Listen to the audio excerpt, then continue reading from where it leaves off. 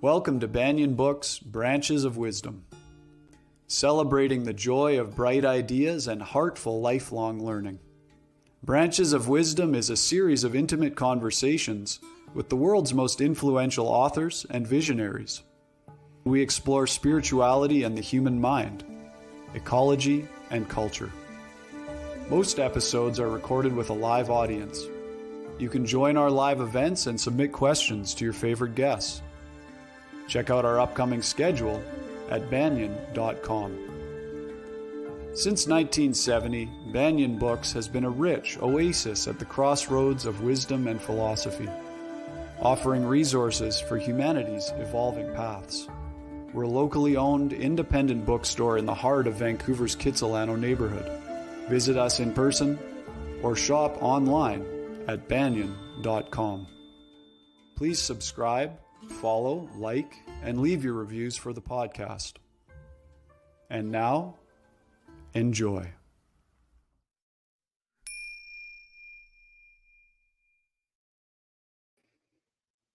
Hello, everybody. Welcome to Branches of Wisdom, the Banyan Books podcast and live streaming series.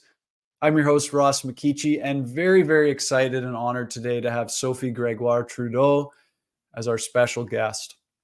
Before we get to her introduction, Banyan Books acknowledges that although we have people joining from all over the world for these live streaming events, the physical location of Banyan Books and Sound is on the traditional and unceded territories of the Coast Salish peoples, including the Musqueam, Squamish, and Tsleil-Waututh nations. Most of Banyan's podcast and event series are free, and we welcome your donations to keep these programs accessible for all. Just go ahead and click on the PayPal link in the show description below. Also, towards the end of our conversation today, we're going to take questions from our live audience.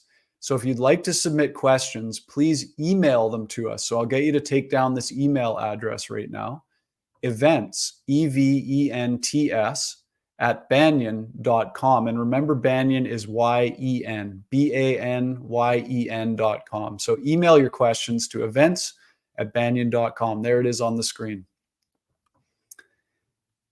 Our special guest today, Sophie Grégoire Trudeau, is a mental health advocate, public speaker, and mentor.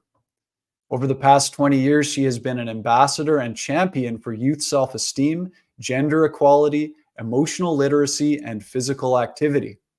Sophie has received UN recognition awards for her humanitarian work and was named the first national volunteer for the Canadian Mental Health Association in 2022.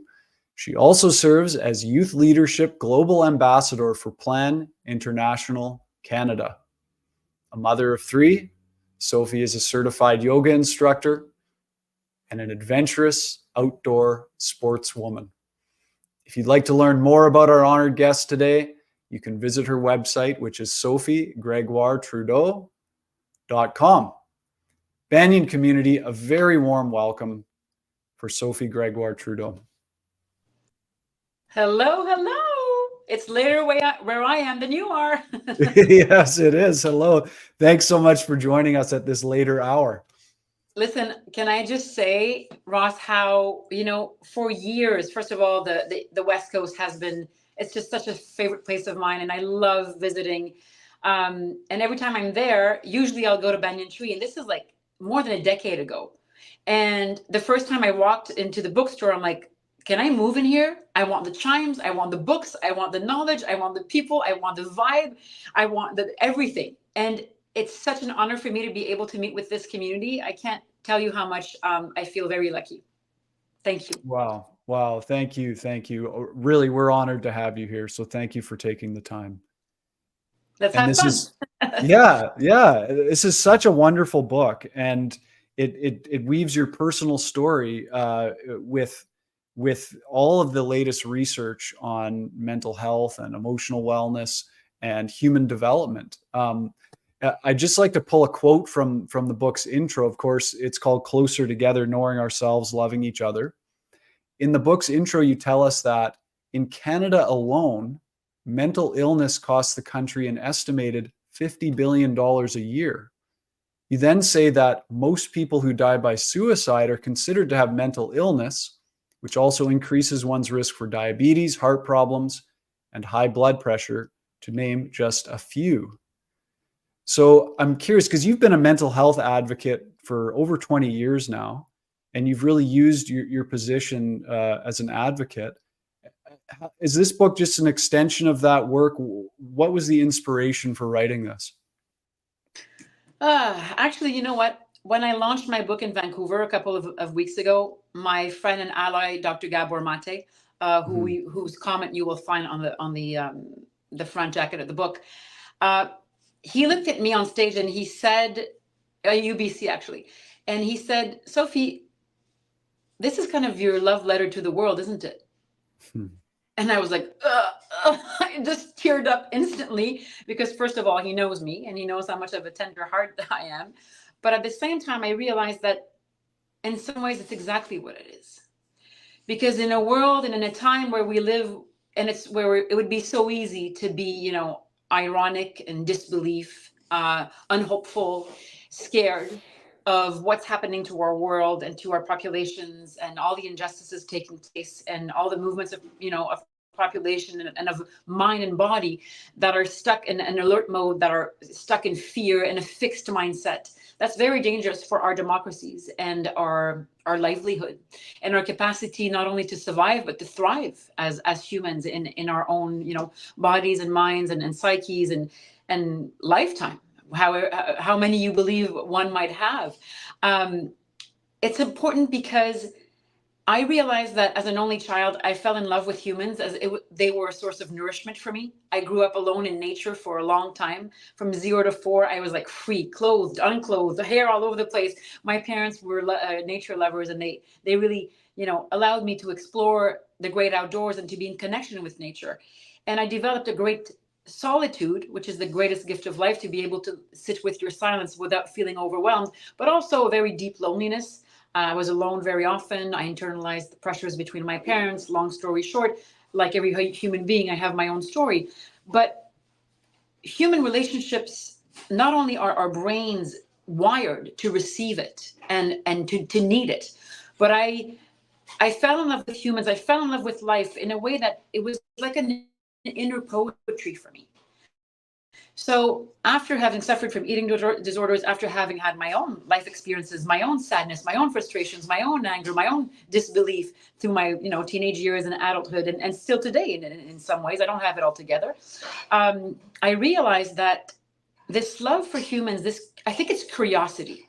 And I wrote this book because I want to remain curious at all times. Although I am a teacher of yoga nidra and yoga, and I facilitate workshops for well-being, and I work with youth and I work with adults, I feel like the seat of the student is always the one we should be in, to keep that curiosity, to keep that open mind, that open heart, without feeling threatened by the difference of others. So I wrote this book for 2 reasons. First of all, I wanted to share part of my story, because you can only teach by experience. And I think that resonates with authenticity with people. You can't fake that. You can't have BS in there. You need to be, in your own congruence and in your own integrity. And then for the past 20 to 30 years, because I was so curious of my own condition and how I healed on my own path, I wanted to share with as many people as possible the science behind our personalities, why we act and react the way we do in life. And the title, Closer Together, kind of like was the main thread to everything, because not only did I have access to incredible expert knowledge, and I also reached out to a lot of new experts from people telling me who I should be talking to through my contacts. I wanted everybody to have access to this, not just me or people in this industry or in the neuroscience field. This is a basic education of how our body works and leads into our emotional states that everybody should have access to. Yes, and you do a wonderful job. It's such a comprehensive look at the process of human development all the way through, and all the different aspects that contribute to a healthy human life. The first chapter is all about attachment. It's called Setting Roots, Childhood Attachment, and Where It All Starts. You share some of your own early childhood development, and then you go into the latest, like with all the chapters, you go into all the latest research, and you have interviews with the leading experts. In the first chapter, it's people like Daniel Siegel, Gordon Neufeld, Alan Shore, and of course, you mentioned Gabor Maté. And you wrote the following in that first chapter. I learned a lot about my own attachment style through therapy, asking my mother questions about her emotional state during and after pregnancy, and reading up on this crucial matter. I've also observed my insecurities and the ways in which I get triggered in my own relationships, as well as my capacity to repair and co-repair any ruptures that might surface. It made me realize that if we stay curious about ourselves and each other, we can heal along the way. There's that word curiosity again. Can you tell us a bit more about why this quality of curiosity is important in our healing? You know, there's a habit expert, Dr. Judson Brewer, who's absolutely brilliant, who's also in the book, who talks about two types of curiosity. The first one is deprivation curiosity. You know, when our ancestors, our cavemen, something was moving in the bush, our deprivation curiosity made us like want to either like retract or look to make sure that the tribe was okay. And then there's interest curiosity, which means that your nervous system is not so much in alert mode. Therefore, you have the presence capacity to try to take perspective from your own self with a certain curiosity.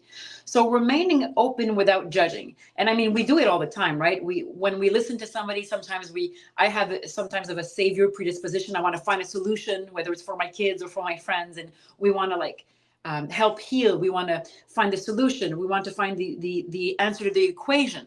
But deep listening, presence, and curiosity, I would say, are the highest form of love. And when we live in a society where we're so stressed, and where stress is simply a dysfunctional relationship to the present moment, it means that there's less space for love and connection. And I'm reading this book right now. It's fascinating. It's called The Awakened Brain by Dr. Lisa Miller. And we're now finding out with, the technology and looking at the state of the brain and the brain waves and the regions of the brains of the brain, that the regions that are weakened, for example, by depression, are strengthened by spirituality, belief in human goodness, belief that there is a greater force that is good, that unites us. And we are inherently predisposed and structured in our brains to connect as human beings. So when you look at the state of the world right now, and when there is a weaponization of loneliness, when there is people, who's just trying to make ends meet, who don't even have a good social support system. When you look at the blue zones on the planet, I don't know if anybody watched that documentary, but the common denominator, yeah, it's a good one.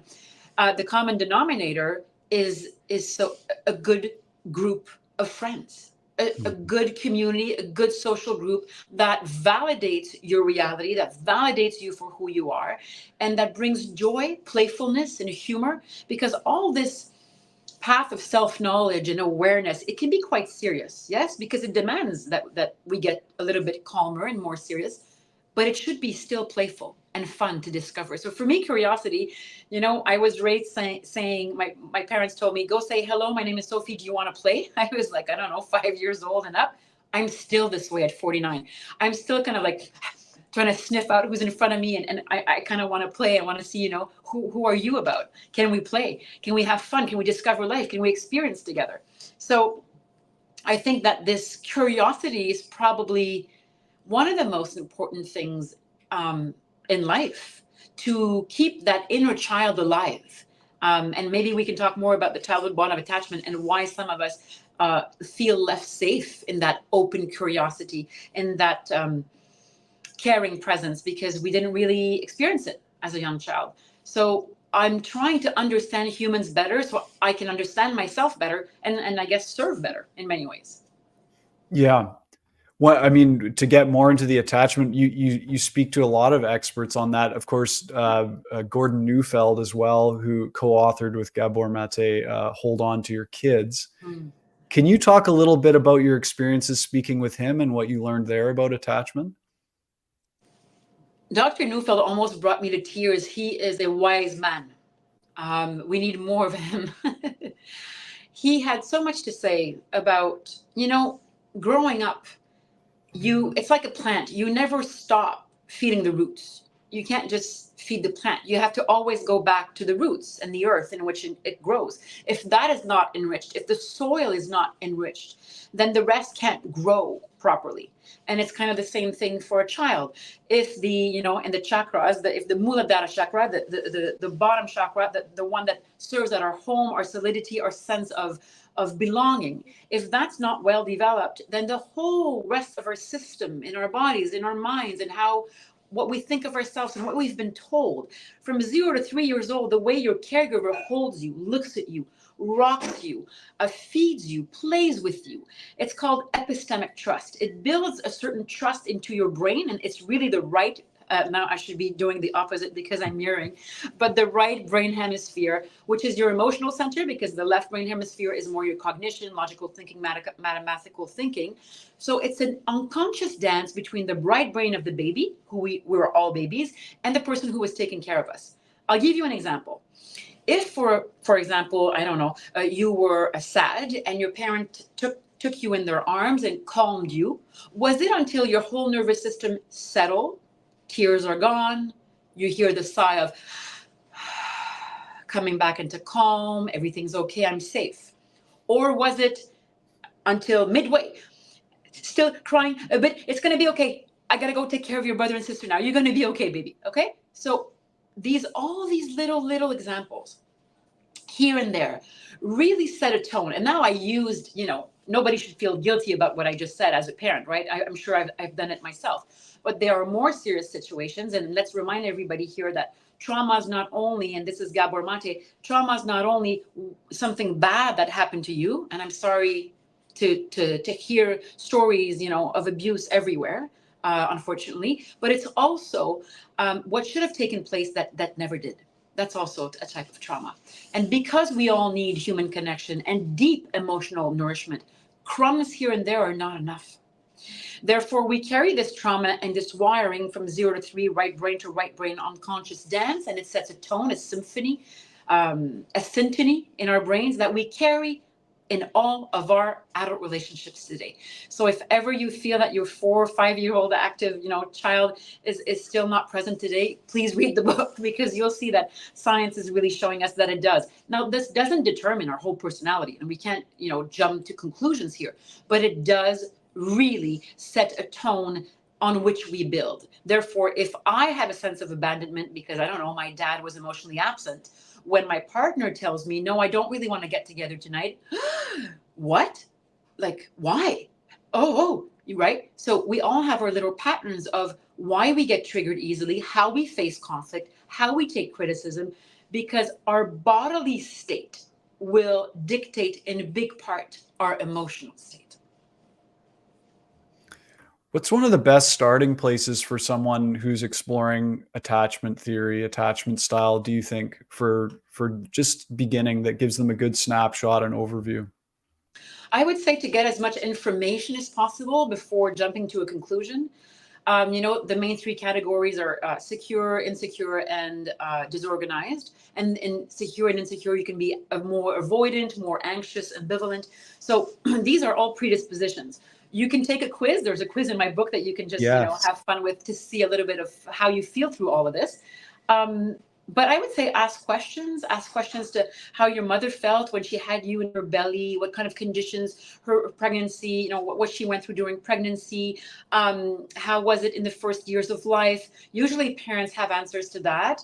And also look at your reactions today. It's not just about the past. The past is always active, but it's how you react today in your relationships, and how you are fragile or less fragile, and how you are threatened or less threatened by the difference of others. I think that the hardest thing we'll ever do as adults is to sit with our truth and look at ourselves truthfully as individuals, as a society, because it's not convenient and it hurts. But it's the greatest gift we can give ourselves, is to live a conscious life, because an unexamined mind and brain and body is an unexamined life. Same thing with the heart. And by the way, the unfinished business of the heart ends up in the mind as debris. And we have to clear it constantly to be able to navigate through the fog of life, because we all have to navigate through certain fogs. Some of us greater fog than others, but we should have each other's backs and hearts in this. You don't have to do this all alone. Yes. Just a quick reminder to anybody who's just tuning in, we're lucky enough to be speaking with Sophie Grégoire Trudeau about her new book, Closer Together, Knowing Ourselves, Loving Each Other. Of course, you can purchase that at banyan.com. And we're so lucky to have her here. You know, you were just talking about seeing our truth. At the end of the introduction in the book, you wrote the following: often it is when we reach our lowest points that we face our truth, and it hurts. Wherever you are in your life right now, know that every day can be a new beginning. We can rewire our brains and mend our hearts. It's all possible, but it's not easy and it shouldn't be. I just can you clarify for us, what do you mean here by our truth? What does that mean? So it means many things. First of all, is the state of your life. Where are you right now? How do you feel? Most of all, what type of inner conversation do you have when you're yourself when no one's looking? Like alone in your bedroom or wherever you are, where you find yourself alone, where no one's watching. How do you treat yourself? What is the tone? Is it compassion, patience, tenderness, like your own beautiful, dreamy lover? Or is it more accusatory, competitive, never enough, always wanting more? I think that in our society, for many reasons, we've confused the thirst of the eyes with the true thirst of the heart. And because for many years with the Industrial Revolution, we put the intellect on such a pedestal, we dissociated the brain and the mind, the brain and the heart, and the brain and the gut. And now we're understanding that it's all related, right? So it's unbelievable how when you look at our truth, not only are you looking at your main emotions, I would say, what are the three main thoughts, for example, that run through your head every day? What do you mostly think about? Where do you bring your attention to? Where do you bring your attention to? And when no one's watching, how do you treat yourself? What's your inner conversation? So I would say starting there. Then when you're struggling, do you talk about it? That's a sign of awareness, to be able to speak your truth, to share your story. We do not teach our kids how to sit with pain without feeling overwhelmed. We do not teach our kids that human emotions are absolutely not dangerous. Fear is not dangerous. Sadness is not dangerous. Despair is not dangerous. Panic can be dangerous. And panic sets in when we do not have a awareness of how to calm our nervous system. We don't even know sometimes when our nervous system is completely whacked out or are in alert mode in our sympathetic branch, because we have two main branches in our autonomic nervous system: the sympathetic branch, the fight, flight, freeze, which allows us to steer away from danger, and it's very useful, and the parasympathetic, which allows us to rest and digest. And the thing is that usually as human beings, we just titrate between one and the other. We dance between the sympathetic and parasympathetic. But because of the incessant rhythm of life in which we live, because we are constantly rewarded for self-betrayal, whether it's physically or mentally, aging is an insult. Mortality almost is an insult. When we play with our circadian rhythms, when we disrupt the natural cycles of our own bodies and of nature, we suffer. We suffer because we play with the truth and we distort it. And we very well know that even in our free press and democracies, the truth is in danger, is being distorted and played with and juggled with. And that is extremely dangerous, because that first bond of attachment, when what we talked about, a couple of minutes ago, where the person who takes care of us validates our sense of reality. Yes, young human being that is coming into the world. Yes, the way that you perceive and react is okay. You're okay. I'm okay. Right? Old book that we probably all read a long time ago. But that sense of trust in the other and of trust in yourself and being validated in your sense of reality is extremely important. And today, it's difficult to get that validation because our sense of reality is so influenced by so many exterior forces, and we're not taught to sit with the interior forces that we have more control over. The amazing news is that we do have control over, and that there are techniques to be able to simply calm our nervous systems, come back into balance, and therefore be able to better understand our emotions and why we act and react the way we do. So I would say those would be the first things to look at, and obviously talk to others about your suffering, reach out for help. And it's never a sign of weakness to reach out for help. It's actually a sign of great awareness and intelligence. So if you're suffering right now, or if you know anybody who suffers, start by just talking to at least one person. Some people don't feel safe in their own families. Maybe there's abuse, or maybe there's, a threat there. Emotional safety is everything. It's everything. When you look at Abraham Maslow's pyramid, even if you have a roof over your head and you have food on your table, if emotional safety is not there, it's game over. So emotional safety is primordial for us to feel safe in our own bodies. Mm-hmm. Sophie, you touched there on the way that truth is getting distorted in our modern world, and that's something you touch on in the book as it relates to all of us, but particularly for people coming of age and their teen years. I wanted to touch on a couple of things around that. One of the things is, of course, body image for women, and increasingly more and more for men these days. I also wanted to ask you about, you talk a lot about how our gender roles in society and how those are morphing and changing, and how social media influences our definition of what it is to be a man or a woman. So maybe can we maybe first touch on the body image stuff and then on gender roles? I know they're interwoven. Mm-hmm. I mean, that's a big question, right? Because we're talking about addictions. Eating disorders are it's like the food is the tip of the iceberg.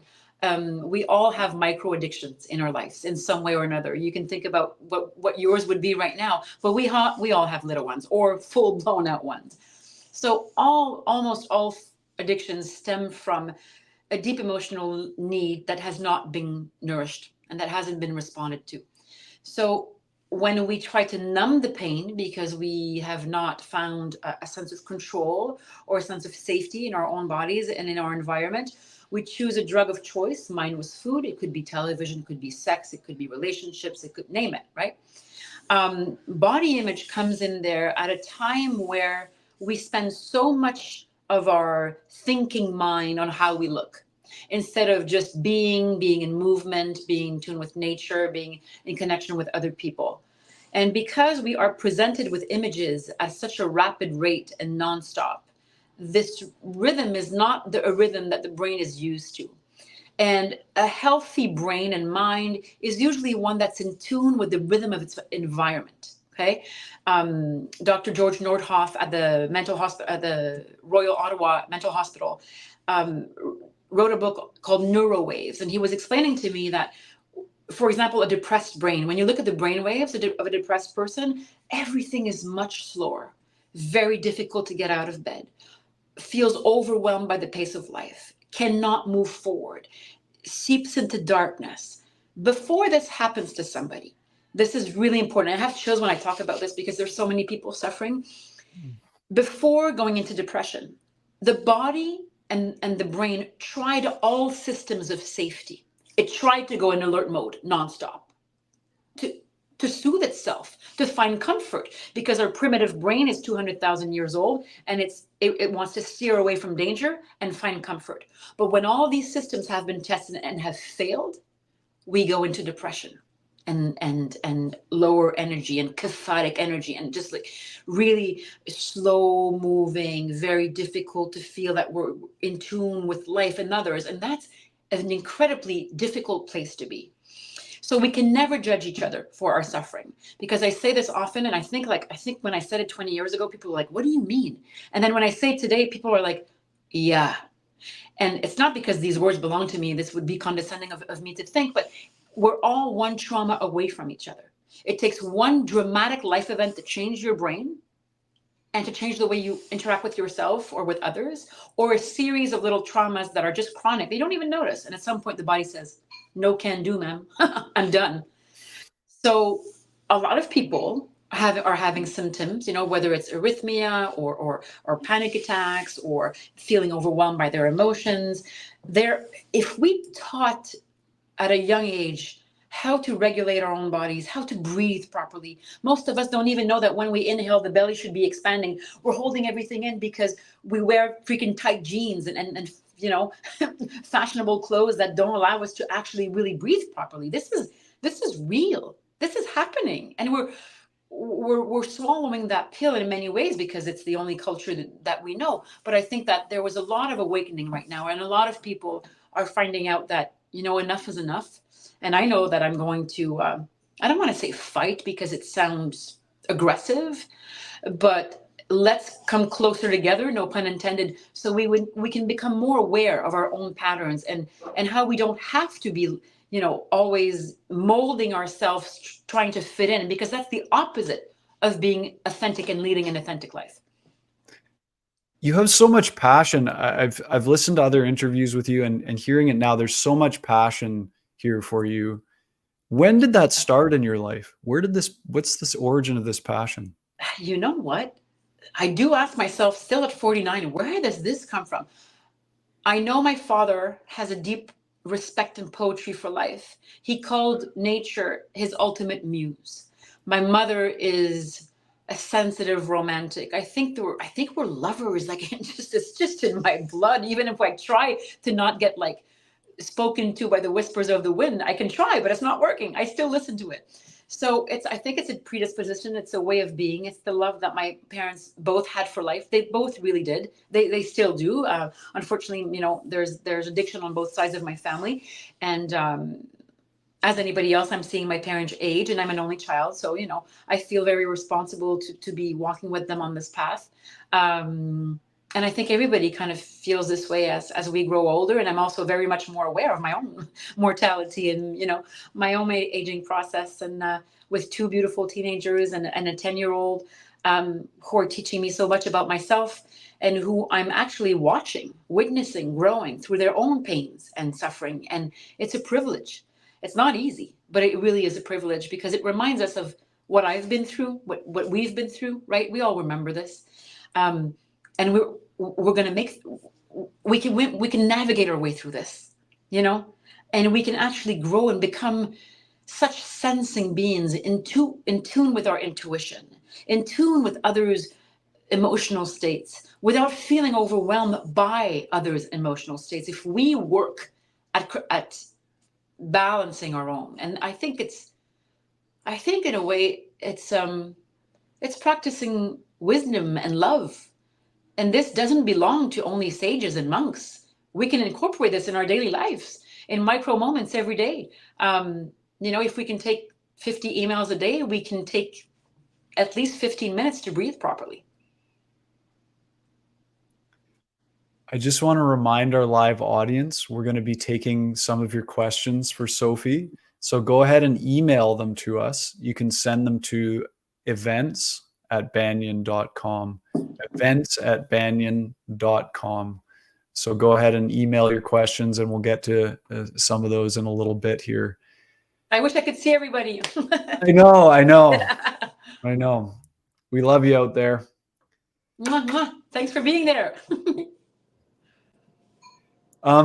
You have 3 kids, Sophie, and as we're talking about, there's a lot of challenges in the world today. I'm just curious, from your perspective, what do you see as kind of the biggest challenges for kids and teenagers growing up in the world today?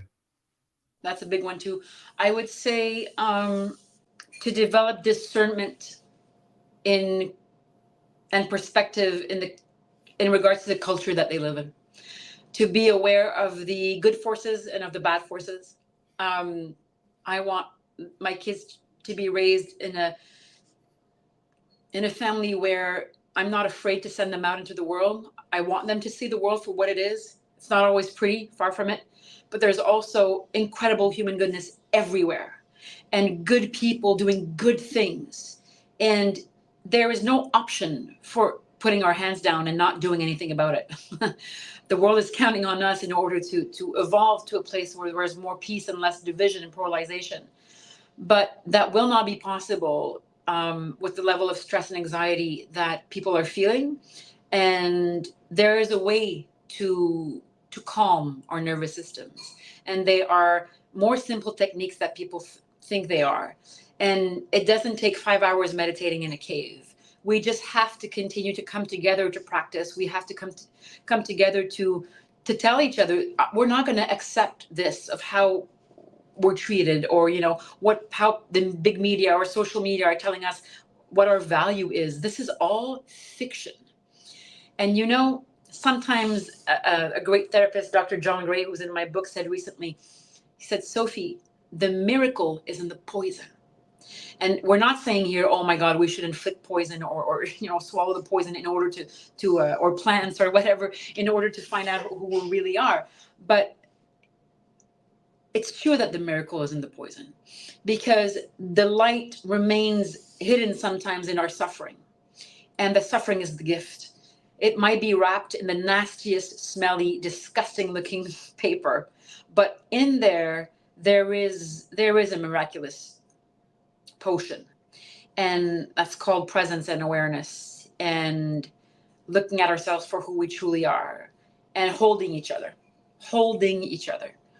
I kind of kid around in the book when I say that we should all give ourselves a 30-second hug. But why don't you try this today with anybody that you feel, close enough to? Usually we'll hold a hug, I don't know, like 3-4 seconds. Try holding it for 30. It's not that long, but you'll see what happens to your nervous system. You'll see that about, in 15-20 seconds, very slowly, if you let go, and if you let yourself come into the presence of the other person, that both breaths will slowly kind of become in sync. And at the end, you'll see that, there's a little sigh out, or the body tends to relax into the connection. And that's one of the most powerful things we'll ever have. And I don't think AI will be able to replace that. Mm-hmm. One of the things I've heard you say a lot is that we haven't been taught how to sit with our pain. Nope. So I'm curious, I guess it's a two-part question. First of all, for you, what does the process look like for sitting with our pain? And then the second part is, for those who maybe that feels just a bit too overwhelming, there's too much there, what would you suggest for those folks? Mm-hmm. So first of all, to always remember that human emotions are not dangerous. So if you want to scream it out, if you want to cry it out, on my own yoga mat, there have been tears of confusion, of sadness, of disbelief, of grief, just like every other human being, right? We think we're so different from each other, but in the end, we're really not. We have so much more similar points and human emotions. We're not inventing new ones. We're all on that wheel together. So I would say, feel what you're feeling. Let it rise. Sometimes it hurts here for people. When I cry, it hurts here. For some people, it's here. Let yourself feel it, because it's only a passage. No emotions last forever. It just doesn't work that way. So feel it. And then for people who feel overwhelmed, I would say, always ask for help. You don't have to do this alone. And even like if solitude is a gift, yes, being able to sit with yourself in silence and feeling that you're going to be okay, that you're safe, that is a gift. But to get there, sometimes we need the help and the presence of somebody else to bring us there. Completely fine. No guilt, no shame, no bad parts. I think it's Richard Schwartz, Internal Family Systems. It's really important to know that there's no bad parts, and that there's always kind of like I call it the inner child, but you can call it something else. But in your body, in your mind, somewhere in you, there's always this all-knowing presence, this intuition. You were born with this. Everybody has it. You've been taught to trust it or to not trust it, depending on the quality and consistency of the care that you had as a child, and the life experiences and the family environment that you grew up in. And this is not to point the finger and say, oh, it's all my parents' fault. This is what you did to me. The victim mentality doesn't bring anybody anywhere. This doesn't mean that we should not acknowledge or excuse any bad behavior or abusive behavior. Quite the opposite. But hurt people hurt people. So when the wife or partner tells you, no, I don't want to make love with you tonight, I don't feel like it, and you're like, well, this is abandonment. I'm being left behind. Your primitive brain, if somebody was left behind the tribe, it was death. You weren't going to survive. Saber-toothed tiger would come and get you. We're still wired this way. And now that we live such fast-paced life where presence and love and human connection and connection to nature is less and less, I would say, available, and also less encouraged, what we're doing is that we're actually impairing the development of the child's brain. Because from 6 to 10, when we're always on screens and not looking at each other in the eyes, and just right now, like Ross and I right now, by looking at each other, there's a sense of safety. Because if I was like this for the whole interview and I had an aggressive behavior, yeah, so scary, right? You would interpret my, my tone as maybe being aggressive. But here's an interesting loop here, is that people who are stuck in their sympathetic nervous system chronically or for too long, okay, because of stress, family environment, insecurities, and all of that, and are not really understanding their emotional state. If you're stuck in your sympathetic nervous system for too long, my neutral face right now, you could interpret as aggressive, because your body's telling you, uh-oh, this is a threat. So get this, when all the cues of danger outweigh the cues of safety in one's life, it explains a lot of what's happening on the planet right now. A lot.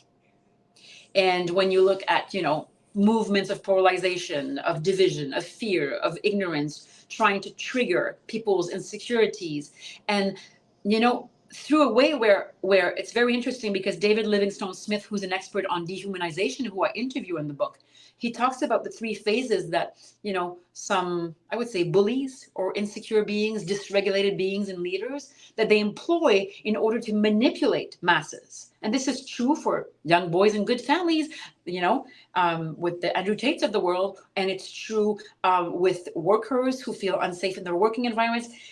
In so many different ways, or even celibacy, or separation or divorced people, where a leader will say something like, first they go with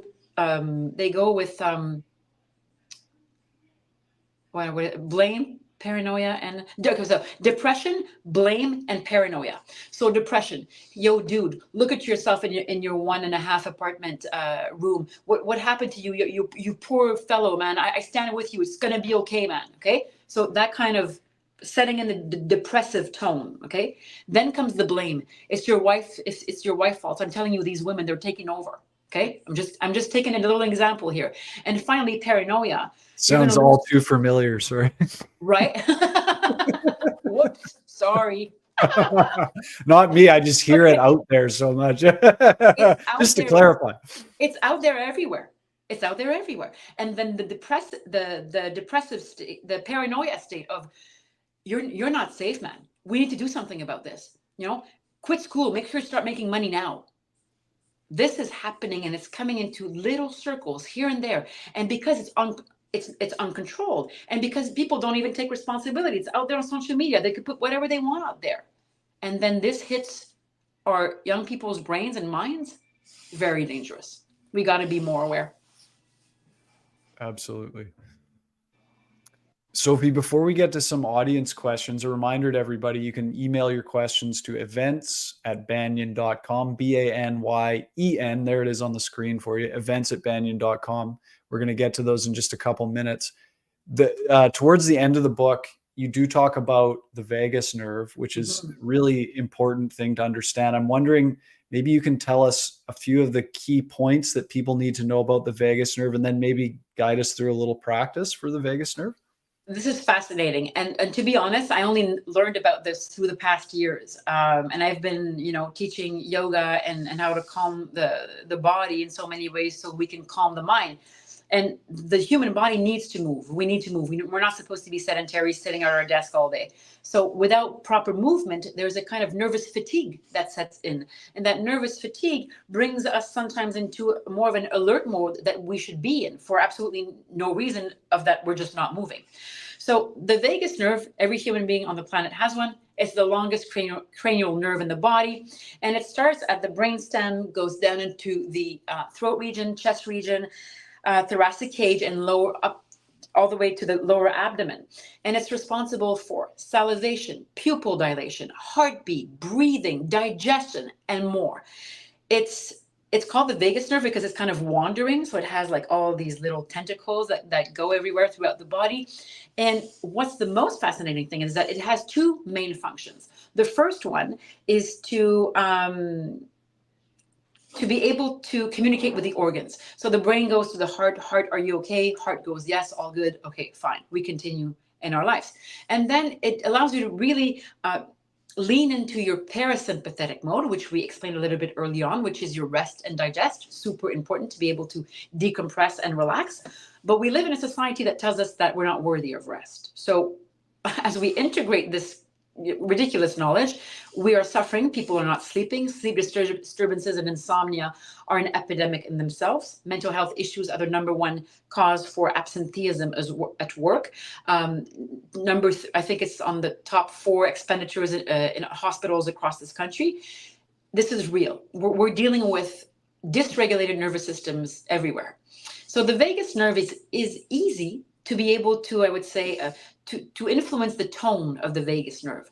So the vagus nerve, again, goes from the brainstem all the way down into the lower belly. And there's a ventral part, which is above the diaphragm, which is the muscle that allows you to breathe, and the dorsal part, which is below the diaphragm. So the ventral allows you to go to parasympathetic more than the dorsal. So without making things too complicated, we can influence the vagus nerve every day. And there are simple exercises. The areas of access of the vagus nerve that are the most accessible and where the skin, let's say, is the thinnest in order to be able to stimulate it is the neck region and also the belly region. And just for the purposes of us being on camera right now, I'm going to teach you 1 or 2 simple exercises to stimulate the ventral tone of our vagus nerve. So if you're sitting right now, make sure your sitting bones are rooted into whatever is supporting you. And take 1 deep breath through the nose and sigh it out the mouth. Oh. And again, inhale nose. Let it out, sigh it out. 1 more time. And you could do this a couple more times. And then we're going to look over the right shoulder, inhaling, and exhaling, looking over the left shoulder. So inhale, look to the right. Exhale, look to the left. Inhale right. Exhale left. Inhale right. Exhale left. Come back to the middle, roll the shoulders or the neck, whatever kinks you want to get out there. And then I want you to inhale your right arm up to the sky and go to the left side of the head and tilt your head to the right and tuck the chin in so that your jaw is not like just sticking out. Tuck the chin in towards the chest and relax your face, relax your mouth, relax the throat, make space between your eyebrows, facial expressions completely neutral. A nice little Mona Lisa smile with the eyes. And relax your breath. Just observe what's happening while elongating the left side of the neck and feeling that stretch. And simply observe what's coming up. Is it digestive noises? Is it more salivation in the mouth, which is happening for me right now? Sometimes it's a sigh because we're telling our nervous system to relax.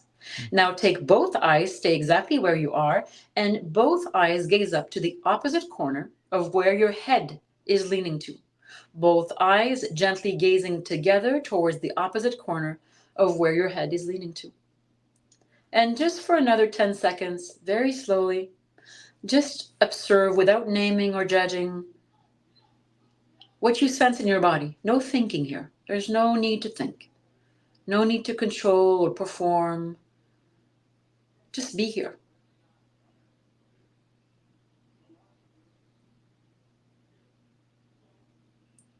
And 2 more long, deep breaths and spacious, luxurious breaths.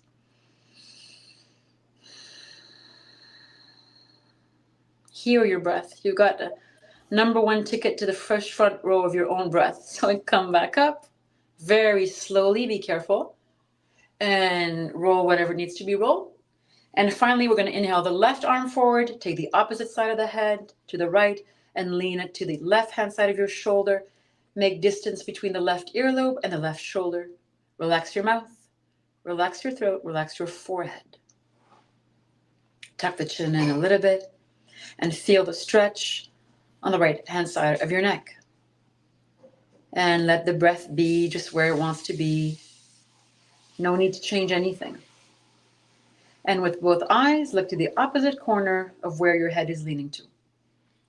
No need to overstretch the eyes, just bringing them to the opposite corner. Relax the shoulders. Even if you're holding the head, just relax the shoulders. And let happen what happens. Just let it happen. No thinking, just sensing. Sensing your own body. 3 more long breaths through the nose and out the mouth right here.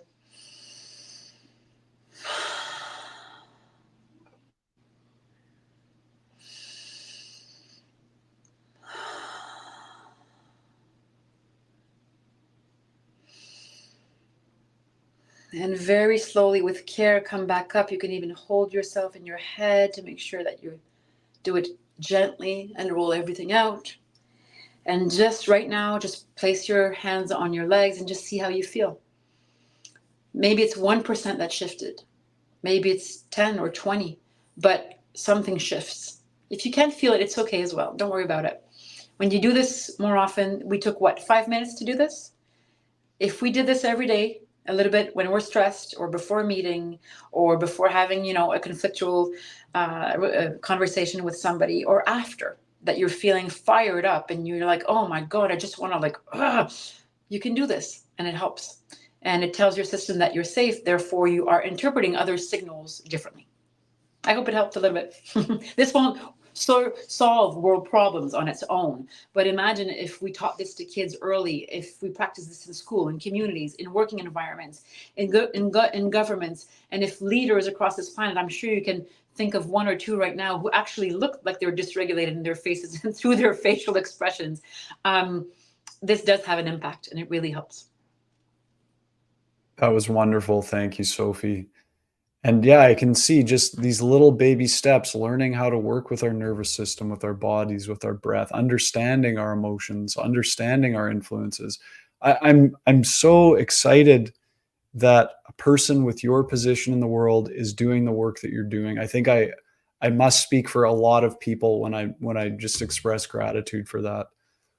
I become emotional when I hear this because we all have our path of suffering. And I want to serve as best as I can. So in order for me to continue to teach and to host retreats and to be able to lead groups into better spaces inside themselves, I have to do the work. Therefore, I show up on my mat even when I don't want to, because I know that after this, I have to be able to give it properly and share it properly. And I'm not the only one. This does not resting on my shoulders. And the community that I want to build through my newsletter that I'm starting and all the projects that are coming along, I need all of you. I'm not doing this by myself. I can't do it by myself. So it means a lot when you say this. Thank you. Oh, thank you. We have some nice questions here from the audience. Yay, go ahead.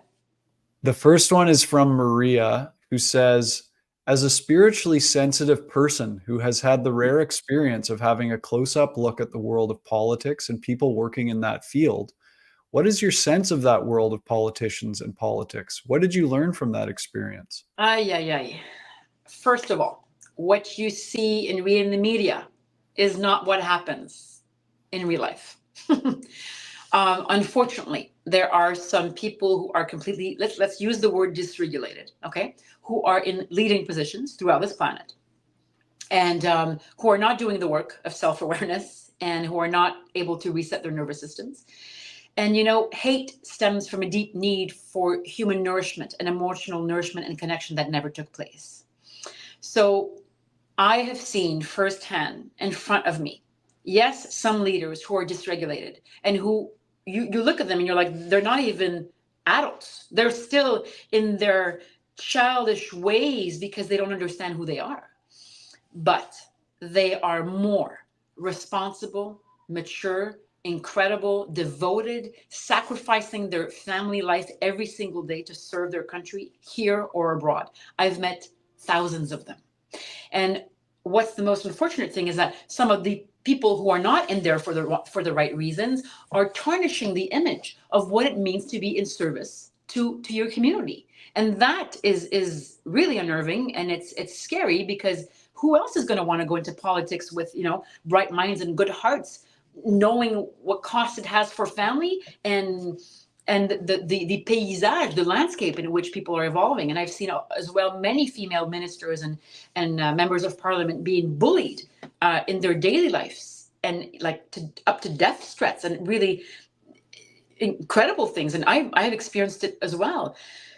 The majority of people are good. The criticism, hate, and I would say toxic behavior belongs to a minority of people, not a majority of people. Therefore, it is our responsibility to seek the goodness in others, and to be able to not only get together and always continuing to organize as people who are doing the work of regulation, in many ways, but to also try to understand the behavior of people who are not doing good emotional leading work in the world. Because if we just demonize them, we're culprits, and we're just making that abyss deeper and deeper. So we really have to do the work of better comprehending the human behavior behind all acts that we see, and to be able to get to the root of many problems. It's complex, but it's what is needed. It's basically what I'm hearing from you is a call to greater compassion and understanding. Well, that's Gabor Maté, right? The 5 levels of compassion. Without compassion, there is nothing.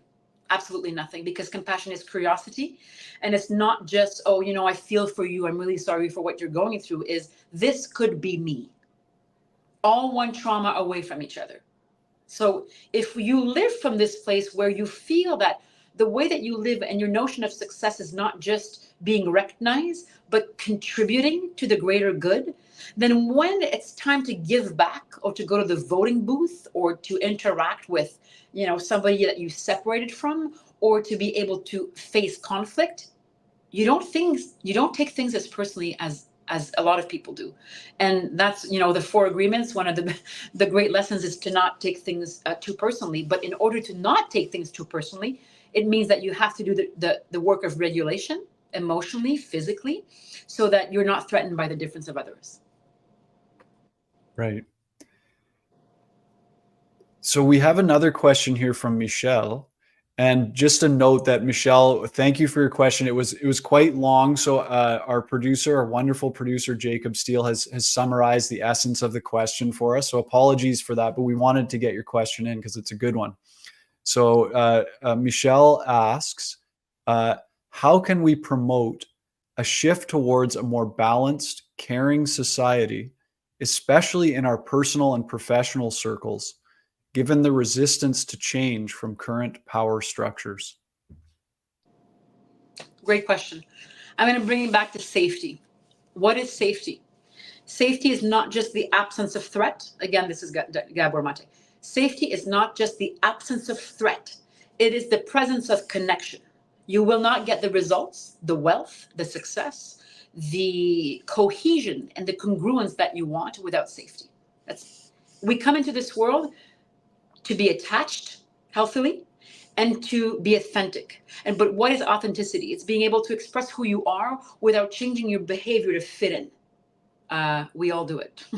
We all do it in some ways or another, and it's okay. But our culture reinforces that, and it even reinforces self-betrayal. So if you want to be able to build change in a society that is afraid of change, people have to feel safe. And it's not going to happen through here. It's going to happen through here and through our bodies, because you cannot take your cognition and your thinking patterns to think your way out of stress. That's not how the brain and your own neurobiology works. Thanks for that question, Michelle. Thanks, Sophie. Yeah. I think we have time for one more quick question. Is Sure. that okay? Okay. Mm-hmm. This is from Ardell, who says, in the past 2 decades, you have had a unique opportunity to meet leaders from around the world. Can you please tell us about one of the most extraordinary people you have met and why they were so impactful? Oh, I don't want to disappoint anybody because yes, I have met incredible leaders, but it's not one person that you meet that makes you dive into human goodness.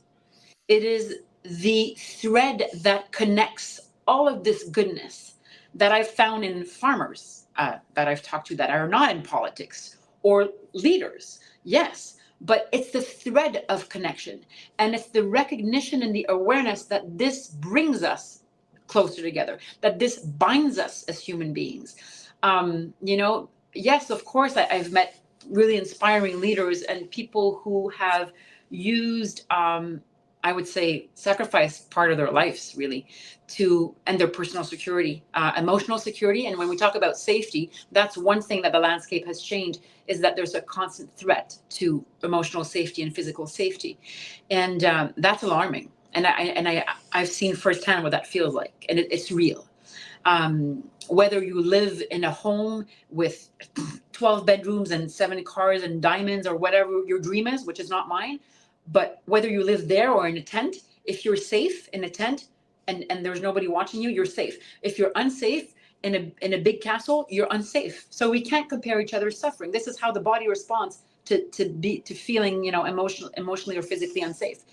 So I would say that I've been inspired by people who don't have big titles and big accomplishments that are recognized in our society, as much as I've been inspired, if not more, by people who, are doing great big things that are recognized by society, just because we also have a distorted view of success, I find.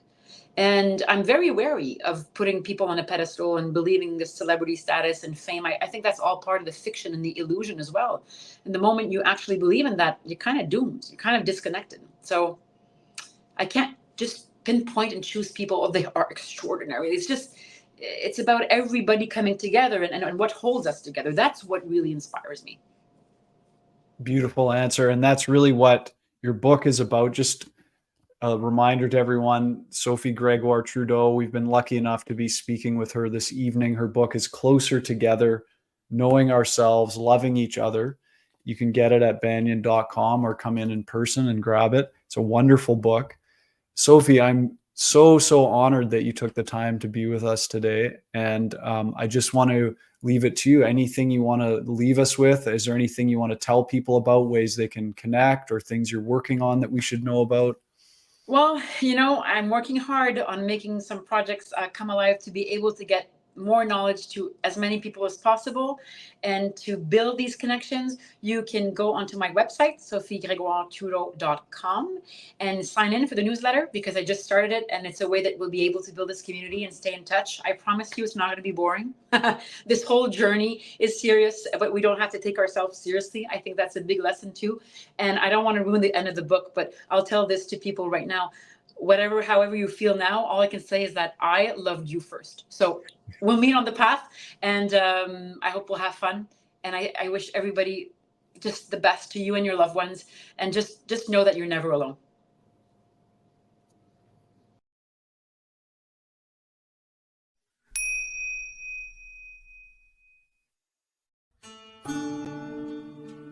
Thanks for joining us for Branches of Wisdom, a podcast of Banyan Books and Sound, Canada's spiritual and healing resource since 1970.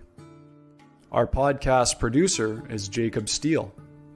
The show is edited by Abdo Habani.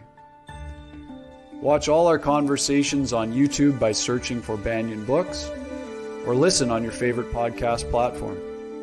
Please subscribe, follow, like, and leave your reviews and comments. We love to hear from you. For all our live events, books, and more, visit us at banyan.com.